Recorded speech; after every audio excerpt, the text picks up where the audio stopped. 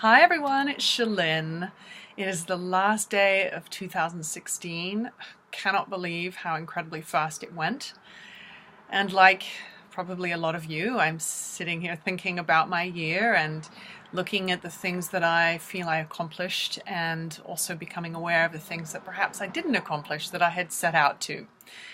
So it also means that it's the time where we start thinking about what we want for next year. Now, I am not much of a resolution maker. I tend to launch myself into a resolution and then find that somehow I just can't keep it up. So one of the ways that I figured out how to stay on path and in a rhythm of a new thing is to set myself into what I like to call adaptive mode. So I put my brain into adaptive mode. And for me, this means changing things up in my environment enough that it's easy for me to adapt to changes or new routines more easily. So an example of this is when you go on holiday. Whenever you take a vacation, you'll likely find your rhythm and your routine, that is the norm, gets shifted. And yet somehow we manage it. Somehow it feels good to have a different routine or rhythm when we're on vacation. We might get up earlier, we might, eat differently, maybe we get more exercise and more movement, or maybe we actually rest and relax, which is something that many people actually need. But so one of the ways to kind of accomplish this at home and in your normal everyday life is to put your brain into adaptive mode by changing things up. So some of the ways that you can do that, really simple things: brushing your teeth with the other hand, moving some furniture around in your house, maybe painting a wall, so that when you're experiencing yourself in your normal environment, things are different enough that your brain will more easily adapt to whatever other changes that you make or that are happening in your life. So the more shift and change that you make, the more easily your brain will just adapt. It won't get fixated on the one shift or change that you're making. It will begin to see that there's more change happening all around you and therefore relaxes a little bit, and the change then is more easily taken on and become a default. So it sounds silly and simple, but it's highly effective. I've had a lot of my clients do this when they're making changes in their diet or change in their exercise rhythm or routines. So change things up, put your clothes on in a different order, brush your teeth with the other hand. It's very awkward, but you actually start to get good at it. So this also just changes what's happening in your brain, the patterning, those neural pathways will begin to shift a little. So it makes those things that you want for yourself, in 2017, a little bit easier to accomplish and stick by. Now, the other piece of making shift and change for 2017, and it's something that I'm really spending some time with myself on today, is to choose the way my future self would choose.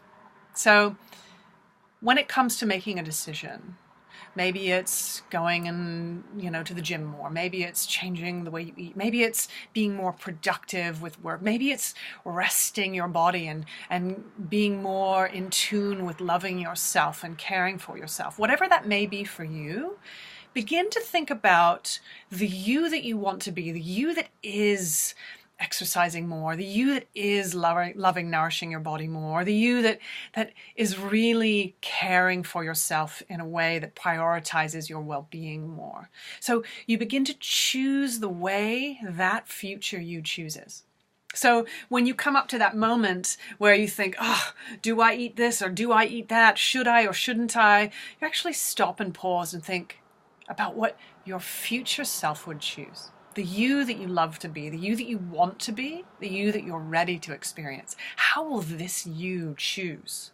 So this becomes a really powerful way to make really good decisions for yourself, to make the decisions that your future happy, healthy self would make. The you that is maybe in love with yourself more and happy in your body, a you that is productive and accomplishing those things that really are important to you. So, it's not about what you should or shouldn't do. It's about what are you choosing. You see, when you choose, you're empowered. When you're thinking to yourself, oh, I shouldn't eat that, or I can't do this, or I need to or have to, get up and go to the gym, or I need to or have to make that phone call that I didn't want to make. Any of those needs to or have to or should or shouldn't or can or cannot that comes with a sort of waggy finger ultimately causes a part of you to push back, to be defensive, to not want to do it or rebel. So it's not about what you can and cannot do because you're an adult, right? Likely. If you're listening to me, you're likely an adult.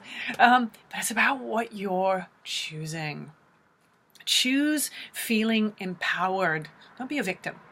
So starting your year choosing the way that you want to be would choose. And this means that you get to be more present from moment to moment in the decision, in that moment of choice, in the day. Loving each day more fully because you're choosing the way the you that would love it will choose. So this is what I'm thinking about for myself today. This is how I'm beginning to see 2017 for me. I'm probably like you, wanting this year to be more fully enjoyable, more freeing, more abundant, in all the ways that feel good. So how do I get there? Well, I slow down and I'm more fully in each moment, choosing the way that me would choose.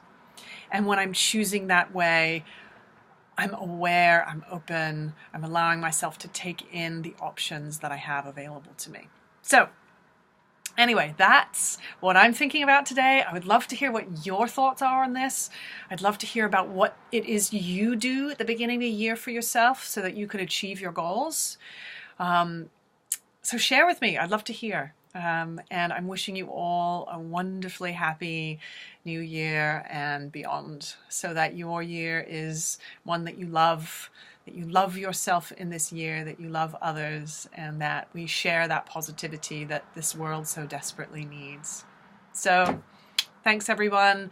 Wishing you a happy celebration if it's yet to come. And for those of you that already celebrated, those of you down under, I hope you have a beautiful day and a beautiful week, a beautiful month and year. So see you all soon. Take care. Bye.